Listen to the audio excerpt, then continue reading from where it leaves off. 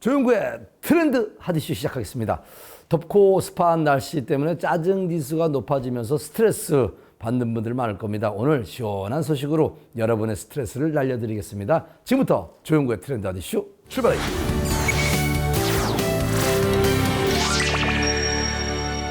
여러분, 잘 씹고 있으신가요? 잘 씹기 위해서는요, 기본적으로 치아와 턱이 올바른 형태로 있어야 한다고 합니다. 의학기술 발전으로 저작 활동이 원활하지 못한 경우 치료를 통해서 씹는 즐거움을 다시 되찾을 수 있다고 합니다. 기분 좋은 소식인데 자세한 내용 트렌드 하디쇼를 통해서 확인해 보시기 바랍니다. 입을 벌렸을 때 딱딱 소리가 나거나 입을 다물었을 때 입모양이 삐뚤어진 경우 모두 턱 관련 질환을 의심해봐야 합니다. 문제가 있는데도 불구하고 그냥 놔두면 턱 성장에 무리가 갈 뿐만 아니라 턱과 연결된 치아 맞물림에도 영향을 줘 부정교합, 크게는 안면기형으로 이어지기도 한다는데요.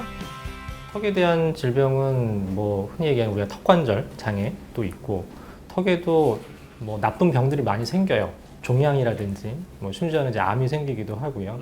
근데 저희가 보통 우리 양악 수술이 필요한 경우에 대부분은 골격적인 문제.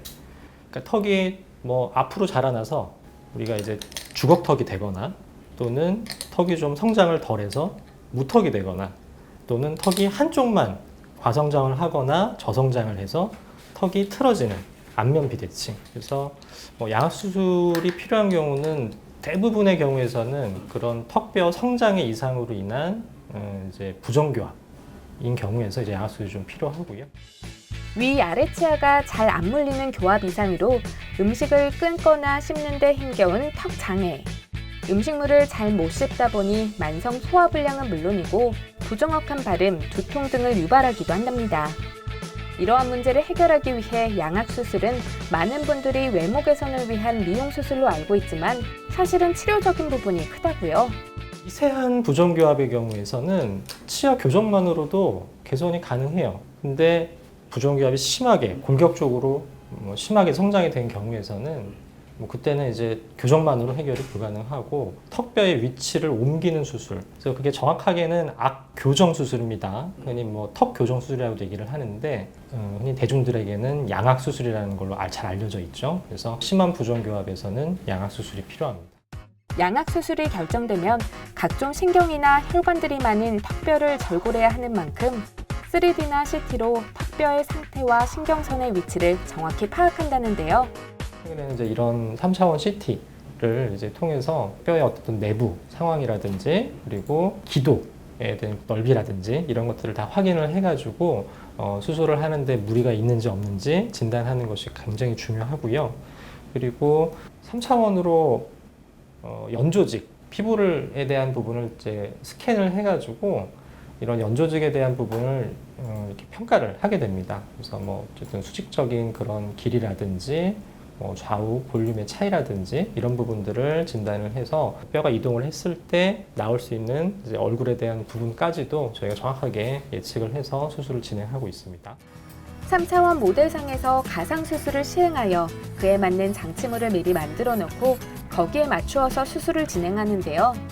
교정만으로 이제 할 수 있을지, 또는 수술을 해야 될지, 수술도 양악수술이라는 게 단순하게 양악수술 하나만 있는 게 아니고 그 양악수술을 하는 데서도 교정을 이제 어떻게 해야 될지, 또는 뼈를 갖다가 어떻게 잘라서 어떻게 맞추고 해야 될지 하는 이제 그런 계획을 세우는 거, 그런 과정이 되게 중요하거든요. 그래서 양악수술에서 가장 중요한 거는 진단과 치료 계획.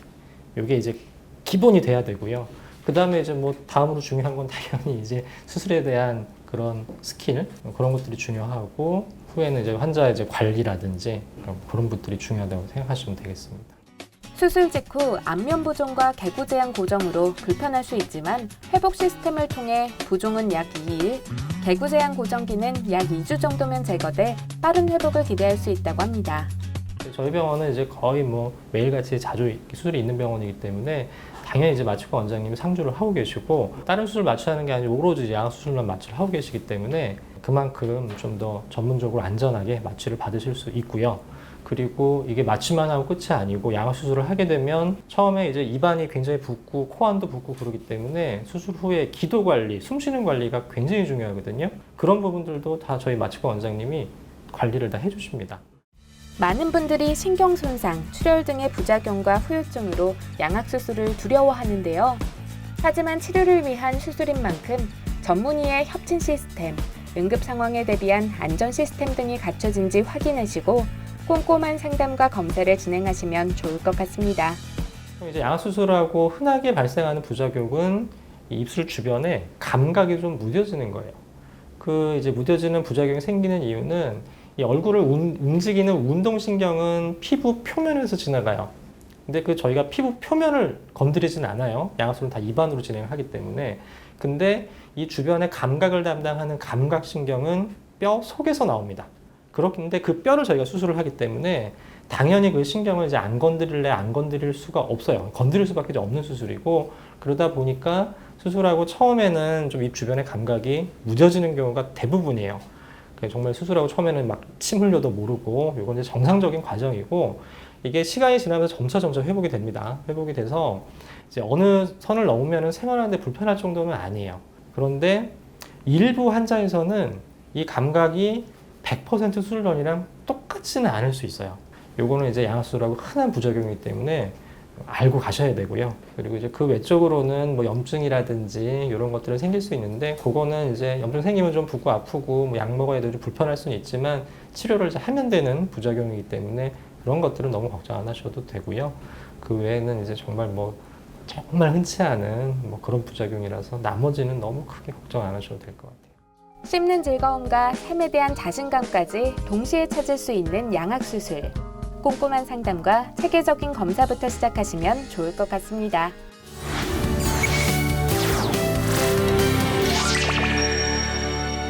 혹시 여름 휴가지로 바다를 선택하신 분 있으십니까? 바다 여행 홈페이지에 접속을 하면요, 주요 해수욕장 50곳이 표시된 지도에 신호등이 보인다고 합니다. 빨간색 신호등이라면 적정 인원의 2배를 초과하는 상태로 거리두기가 불가능하다고 하니까 녹색 신호등인 해수욕장을 찾아서 안전하게 이용하시면 여름철 즐겁게 보낼 수 있을 거라고 생각합니다. 저희는 더 좋은 소식을 가지고 찾아뵙도록 하겠습니다. 지금까지 트렌드 한 이슈였습니다.